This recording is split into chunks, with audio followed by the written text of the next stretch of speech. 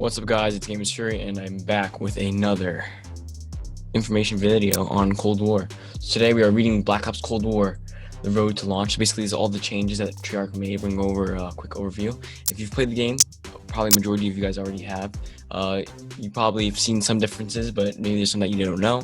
And this video is here just to point it out.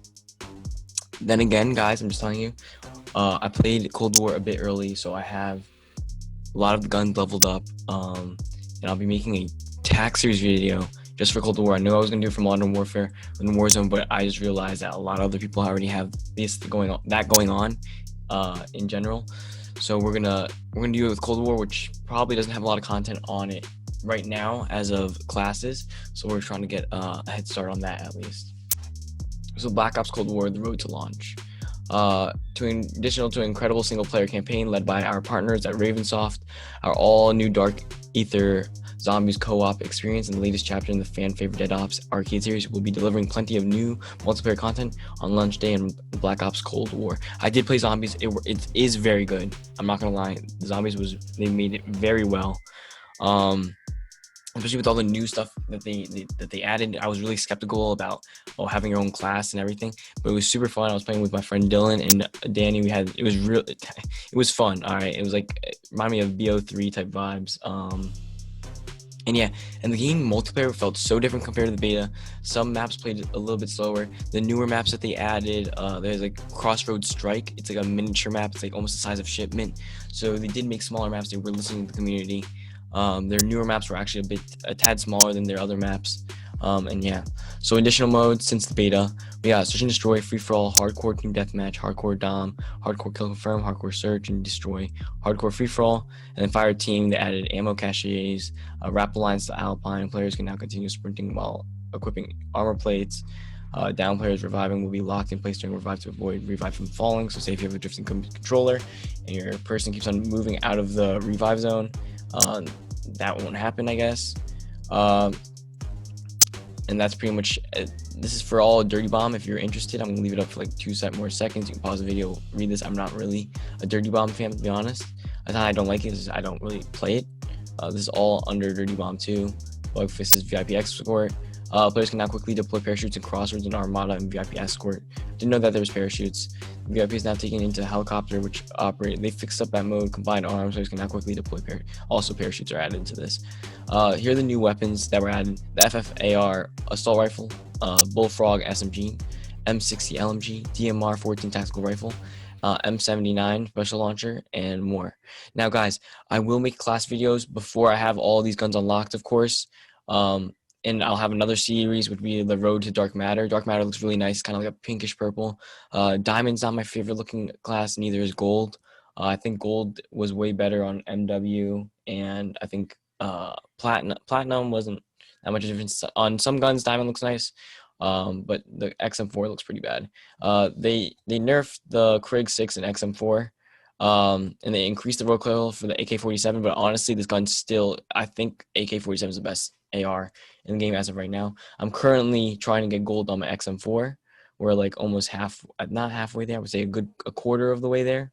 You only have to unlock 35 camos, and let me just say the challenges for this COD is way easier than last Call of Duty's challenges. But then again, the time to kill is a lot longer, and you're not going on the super high kill streaks like in Shipment or anything. So they reduce SMG effectiveness at long ranges for all SMGs, increase LMG damage output to improve the effectiveness of the class, increase LMG ADS time. Sniper rifles, they adjusted aim assist to feel smoother yet require more skill. So I'm guessing they nerfed aim assist. So that's kind of good if you're a sniper fan. I was talking to Caesar. Slightly increased sniper rifle ADS time. Sniper scope glint will now display more regularly. Pistols, the decreased burst fire pistol, hip fire accuracy. I'm guessing that's the Dematis. Reduced burst fire pistol max damage. That's also Dematis, whatever. Reduced semi-auto shotgun fire rate. I also know that they added dual wielding to all pistols. If you want, slightly increased inner damage of launcher rockets to allow for lethal damage when placed precisely. Also, there's this thing called a drop shot rear grip, And basically, if you put on your control on your class, you can drop shot. I got that with my XM4 recently. I didn't see it in this article before, but I'm reading it again now. So slightly reduced sprinting speed with a knife equipped. So apparently, like people were saying, you run super fast with the knife. Recoil and sight align, clean up issues with bullet directions, and recoil feel more intuitive and responsive in the beta. Location of player bullets was always based on the direction of their weapon, which could have a slight deviation to their eye view perspective through the sights. These should now line up better across all iron sights and optics, providing more precision when ADS firing. Aim assist steering adjusted a number of aim assist parameters to provide a more expected feel across weapon classes. I feel like the aim assist got super strong. On some points, and some points you don't feel it at all. In zombies, I think the aim assist is different because it's like very, very strong on zombies. Aim down sight ADS transition more smoother, more fluid. Adjust ADS sway to provide more dramatic feel when reducing weapon rotation. Adjusted weapon pushback when firing in ADS address cases where optic models could get too close to the player. Sorry, excuse me. Attachments, additional attachments, add more attachments to equip into guns. That's true. Attachment balance, updated balance to roughly half of the attachments across all weapons to increase viability across the board. Yeah, I think this is definitely the most balanced Call of Duty ever. Like, we're not gonna have only 2 SMGs that are overpowered, like we kind of did in Modern Warfare, which was like the MP7 and MP5. I say this game is very balanced. The only real downside I don't really like about it is some of the maps, how they play is dumb. And the time to kill is very slow, which can be annoying at some points, and sometimes it's really good. I say, even though this game has, before it catered more to, in the beta at least, it catered more to people who like to rush or more aggressive. Now kind of they kind of balance it more for the camping side because they reduced the slide. Outspeed. A lot of guns were nerfed, so I guess like people who had those overpowered guns were more aggressive because they knew they could get high kills with them. Now the guns are more balanced, causing people to play a little bit more strategically, and I have noticed that even within myself. Dual wield, able to dual wield pistols, update names, and statistic categories for weapons to provide a clearer picture of functionality and authenticity. Added the ability to dual wield, increase primary weapons levels from 40 to 55, increase used radius of stationary turrets. Sliding, shorten slide length, reduce slide speed, exactly. Entering a sprint to fire is now faster than sliding to fire. So when you sprint to fire, right? Say you're running to fire, and you start shooting, it's faster to ADS. But before you were able to slide and ADS faster. So there's a lot of sliding going on. I noticed in Cold War. But now they kind of reduce the sliding. They reduce the speed. They reduce the length. Now it's even slower to ADS with sliding. I think honestly they shouldn't have done the slower with ADS while sliding because they already reduced the length and speed. It's shorter than Modern Warfare without a doubt, or about the same. And I kind of see as a downside. I don't really like that the ADS speed now depends if you have to be standing up or like sliding, because sometimes you might be sliding to avoid cover, but then you have to wait that 1 second to shoot, and I feel like that's kind of unfair if someone's holding like a higher position on high ground or something like that. Increased speeds for all mantles. I don't really know what that means, to be honest. Additional score streaks, combat bow. It's like the first thing you unlock. Armor, care package, cruise missile, VTOL escort, and gunship. A lot of things are similar to Modern Warfare. I think they could have went a little bit more unique with the score streaks. Earn rate, improved score, event tuning, score streaks earned potentially across all modes. Yes, score streaks, you see a lot less of them now. And like the gunships and like the chopper gunner, now only like good players are getting those. Maybe like the top 2 people on each side of the leaderboard will get a gunship in the game. I think it's a lot more balanced. Even on the smaller map, Striker, only like maybe 2 or 3 gunships a game, which I think is pretty good. I mean, chopper gunners, they balance adjustments, all score streaks. I think they did it with balancing this game. They did amazing. I just wish with all the balancement, time to kill feels even longer. But at the same time, people like long times to kill. They feel like, oh, I need a reaction time. They also nerf stims. I think they shouldn't have done that because, with the slow time to kill and then, running slow, sliding slow, you can't really outrun your opponent or like get like a different position. So it's really comes down to like who has better aim and stuff like that. Not a lot of repositioning in the game. Flak jacket damage reduction reduced by 5%. Paranoia, which basically is like high alert. Flak jackets, like you don't take damage from grenades, and I think not stuns. I think tactical mask stuns, but paranoia, yeah, so basically aiming at you with paranoia equipped. Frag, improved frag, throwback speed. Stim shot, yeah, like 8 seconds to 11 seconds. I know it doesn't sound a lot, but legit in 3 seconds, sometimes you can die. Decoy duration reduced from 20 seconds to 15. Field upgrades, field mic listening reduced by 10%. Field mic cooldowns increased from 3 minutes to 3 minutes and 30 seconds. Added military ranks up to 55 in standard player progression. Added seasonal prestige player progression system beginning at launch after completing military rank 55. Added challenges for campaign, multiplayer, and zombies. Added unlockable weapon camos. Player and weapon customization now available. Added combat record. Added theater support. Added multiplayer bot support.